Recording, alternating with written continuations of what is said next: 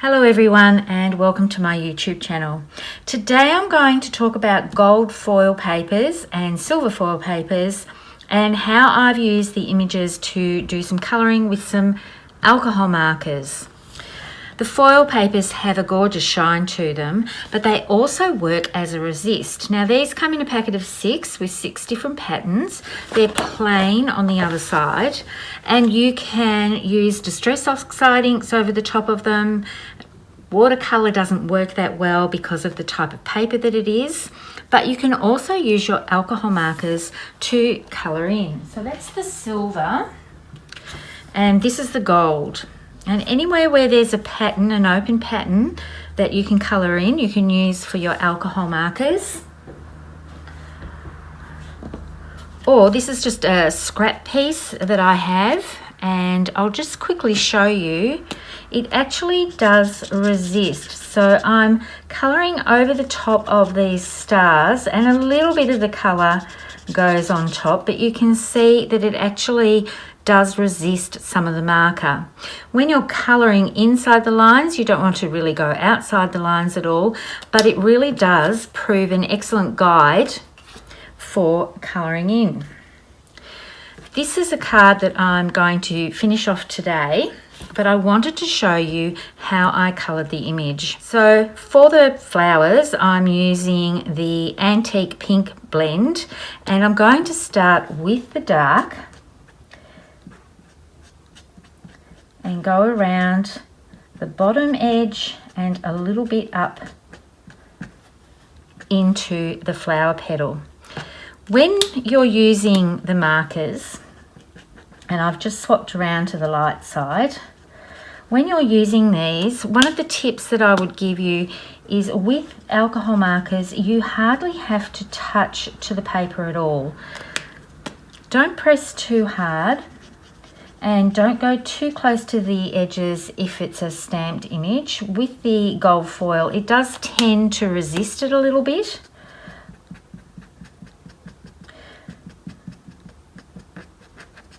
But you can see here that I've gone in with the dark, the mid, and then brought the light in. With the inside of the flower, I'm going round near the base of that inside petal, because down towards the center is going to be a darker color. And then I'm just following these little lines here to give me a guide for where the rest of the dark's going. And now I've swapped to the mid, and I'm just going over a little bit of the top of the dark, and then I'll bring in my light colour and blend that back into the mid colour. And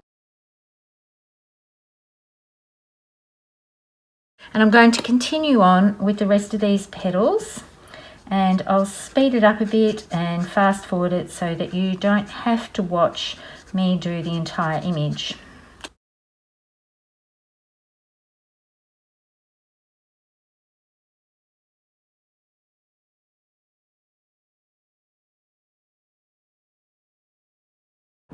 Now I'm going to move on to the leaves, and for the leaves I'm using a dull green blend, exactly the same process, but for this I'm using the dark to run along the edge where the vein is, and to put just a little bit of dark on the base of the leaves. Then I'll come in with the mid and just blend a little bit of that, and then with the light go over top. I'm not worried about blending this too much because I want the leaves to show some variegation.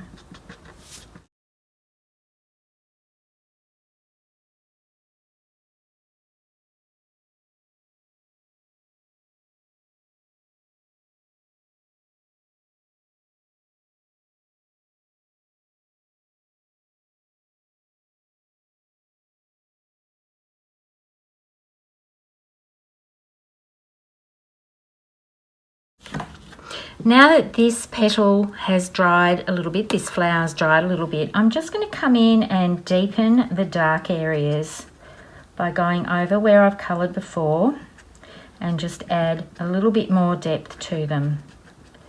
When the colours dry back, they do tend to dry a little bit lighter than what they've first gone on, and I do like to have just a little bit more depth to them.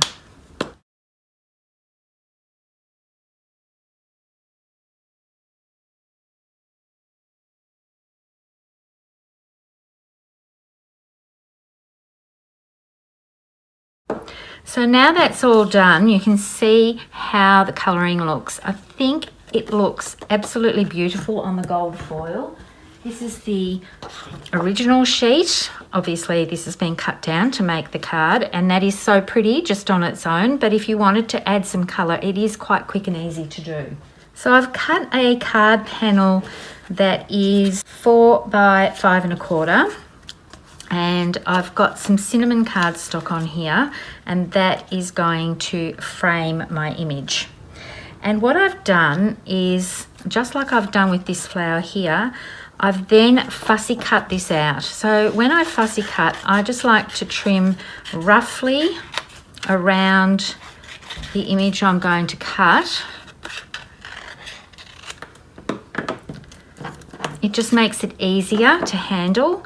And then I leave a little white gap, and I always turn the paper rather than turning the scissors.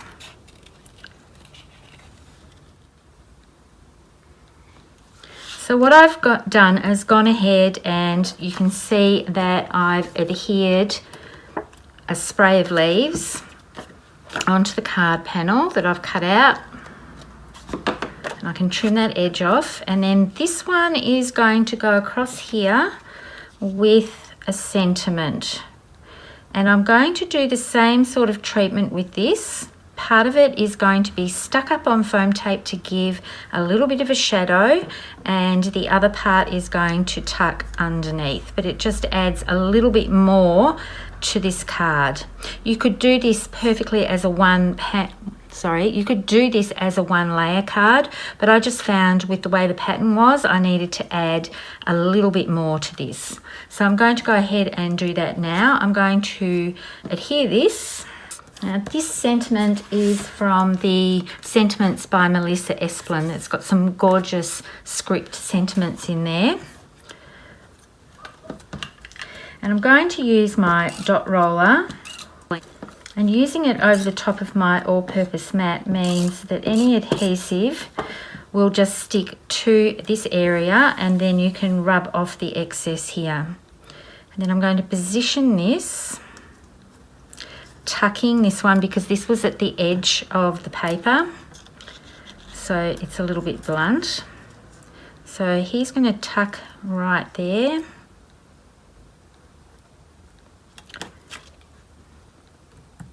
And then I'm going to put a little bit of the thin 3D foam tape underneath this petal.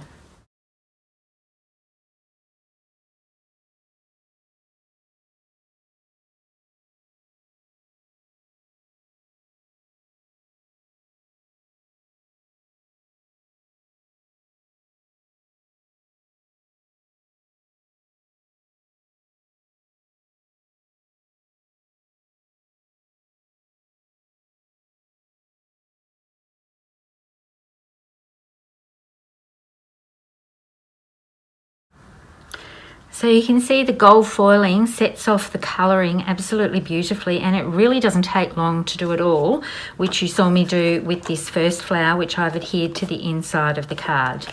So let's move on to the second card I want to show you. This is the Hexagon foil paper, and I'm just doing a sort of rainbow order for this, and I'll show you quickly how I've coloured this. So starting with the red, I'm just going to go with the dark side.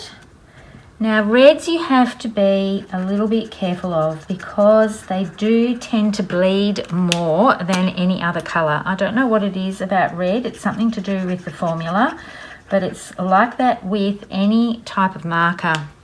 They do bleed, so you want to make sure that you stay well within the lines, but it's quite easy to do. I would just suggest not going right up to the edge.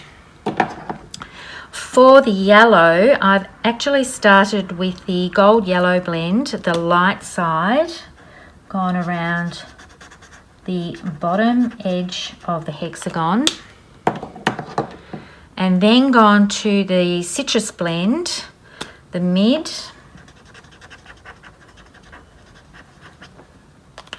and then the light to blend that all back in. That just seems to give a better graduation of colour for the yellow for me.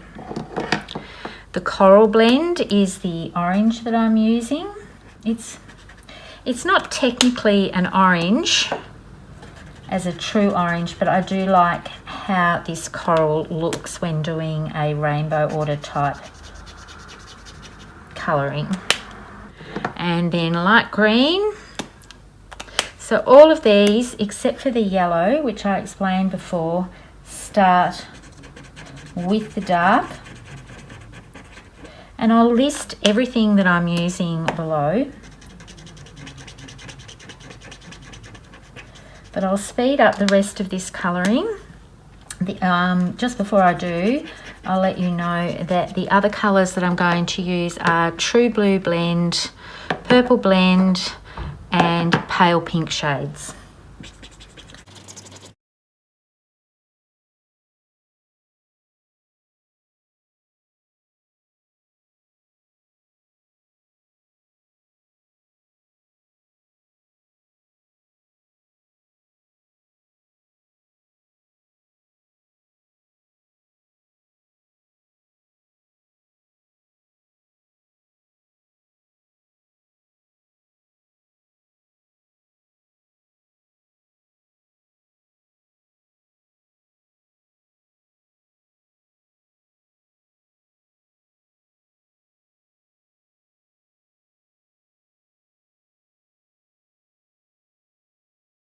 So there's the colouring, and if you have an eagle eye, you'll notice that I did mess up along here and put a colour, the green, before the coral or the orange blend. But that's okay because I'm going to put a sentiment over it, and I didn't want to start all over again. I just think sometimes if you make a mistake, just go with it, and the person that you're giving it to may not even notice.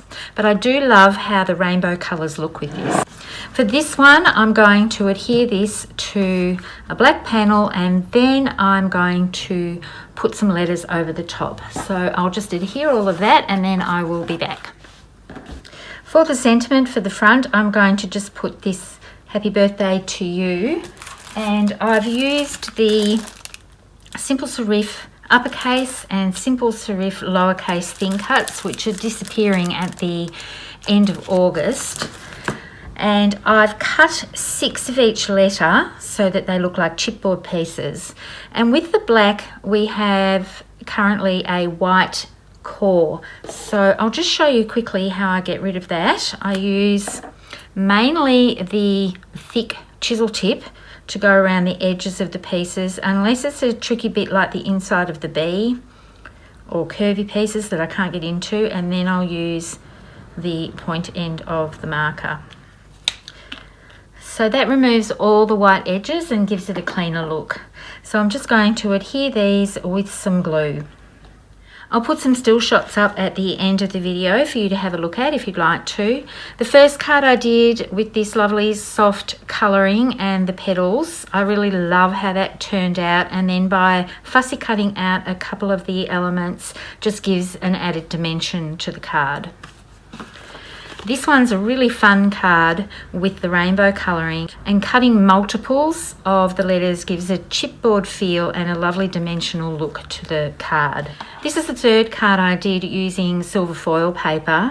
I wasn't going to show you this one because I have gone outside the lines a little bit, and you can see with the darker colours it's more noticeable, so you do need to take a little bit of care. I have used the dark, the mid, the light, and for this one I've used the blue turquoise shades. The sentiment I've white heat embossed as well as the stars. It's from an old set, but it is still currently available. Happiness Lives Here card making, and it does have thin cuts with it, so you can die cut out the stars and the sentiment.